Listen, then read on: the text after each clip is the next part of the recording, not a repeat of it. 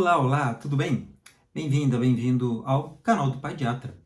Me chamo Leonardo Perfeto, sou médico pediatra, pai de duas meninas, e nesse canal eu procuro trazer algumas informações sobre cuidados com a criança, sobre amamentação, observação e acompanhamento do desenvolvimento infantil também. E hoje eu vou falar do assunto bem interessante, um assunto bem recorrente, principalmente nessas épocas de frio, que é congestão nasal. Então, o narizinho da criança, do bebê, que fica trancadinho, né? E geralmente vem acompanhado, né, com coriza e às vezes até mesmo tosse.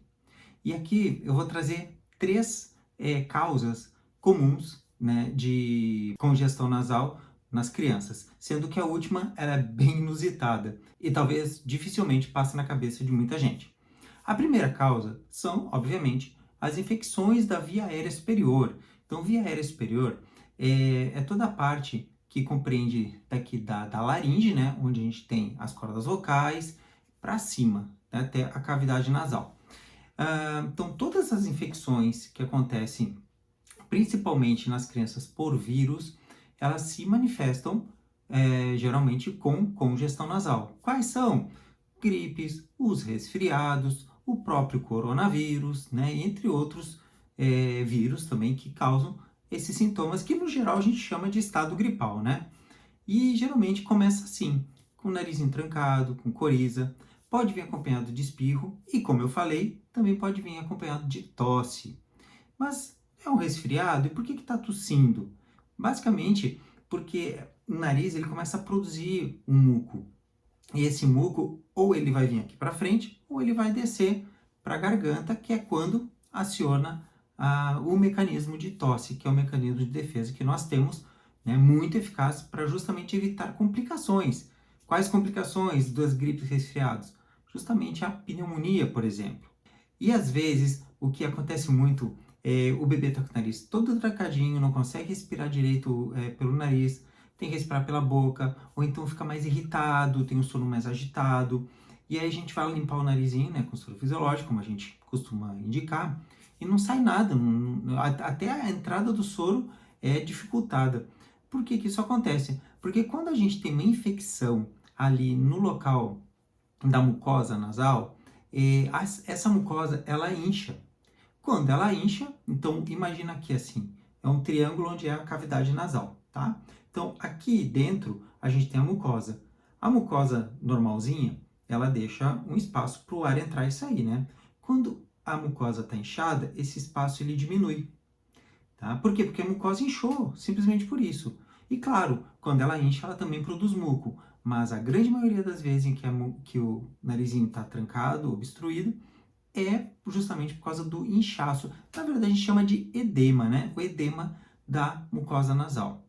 E como trata isso? Basicamente com limpeza nasal. Isso é o que mais tem evidências, inclusive, de que melhora, né? O curso da infecção, né? Seja ela gripe, resfriado, enfim, tá? Como até mesmo é um mecanismo até de cura, porque a gente vai limpando, a gente vai tirando esse muco contaminado e, inclusive, evitando complicações. Porque onde tem muco, tem proteína e tem glicose. Proteína e glicose são os alimentos preferidos das bactérias. E aí, o que pode acontecer? Pode acontecer uma sinusite, ou, na criança, como a gente costuma dizer, rinocinusite. E aí, aquela gripe mal curada de mais de 10 dias que eu vou falar no outro momento, no outro vídeo, tá bom? Bom, então, as gripes, as infecções de vias superiores, são as causas mais comuns de congestão nasal em crianças e bebês, tá? Segunda causa também bem comum, que acontece nesse período de frio, né? Outono, inverno, são as rinites alérgicas.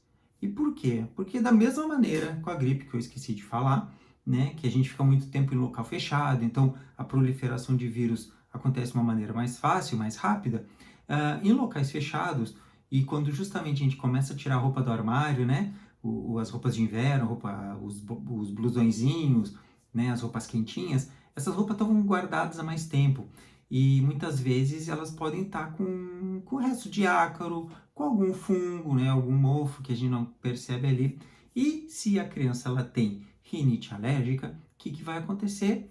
A mucosa vai sentir, né, esse alergeno entrando e vai reagir a ele, né? Reagir de uma maneira alérgica, bem semelhante ao que acontece com os vírus. Só que com os vírus o mecanismo é outro, né? O mecanismo inflamatório propriamente dito. Quando a gente tem uma reação alérgica, a gente vai ter, obviamente, uma reação imunológica visando a alergias, né? E aí, quais são os sintomas? Geralmente, os sintomas são coceira no nariz, né? Coceira no olhinho, isso é bem comum também. Coceira no ouvido, aquele bicarrinho, a criança fica fazendo barulhinho ou coçando com a língua lá atrás do céu da boca, tá? A própria congestão nasal, né? Pelo mesmo motivo que acontece na gripe, nos resfriados, a mucosa incha, produz muco, certo? Os espirros que também são bem comuns, obviamente, nas doenças alérgicas. Pode também ter a tosse, também pelo mesmo motivo. Então, olha só como os sintomas eles se misturam, né? A grande diferença é a causa. E como saber qual que é a causa? Geralmente, a diferença entre uma gripe ou resfriado é que a criança pode apresentar uma febre baixa ou, no caso da gripe, do influenza, uma febre mais alta. Na rinite alérgica não vai ter febre, porque os mecanismos alérgicos, eles não causam febre, tá? O tratamento é o mesmo, limpeza nasal. O que diferencia é que na alergia, na rinite, a gente pode vir a usar o antialérgico junto, tá bem? Bom, e o terceiro que eu falei, qual é a terceira causa de congestão nasal? E essa causa ela não está relacionada à mudança de clima, e sim à curiosidade da criança. Então a gente pega as criancinhas menorzinhas, vai lá de 1 ano e meio, 2 anos, e que daqui a pouco um ladinho do nariz só trancou.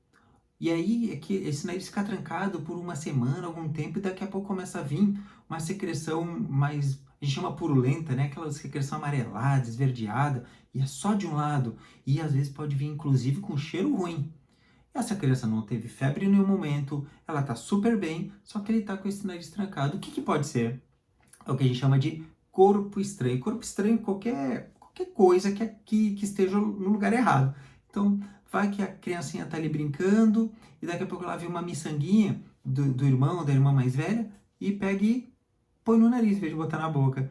E fica lá dentro, tá? Outras coisas que os bebezinhos também costumam colocar no nariz é comida. Então, ervilha, milho, são coisas, arroz, a criança também pode botar ali no narizinho. E às vezes aquilo fica parado, né? E aí pode ter sim uma infecção secundária, só que aí bacteriana. E aí o que fazer?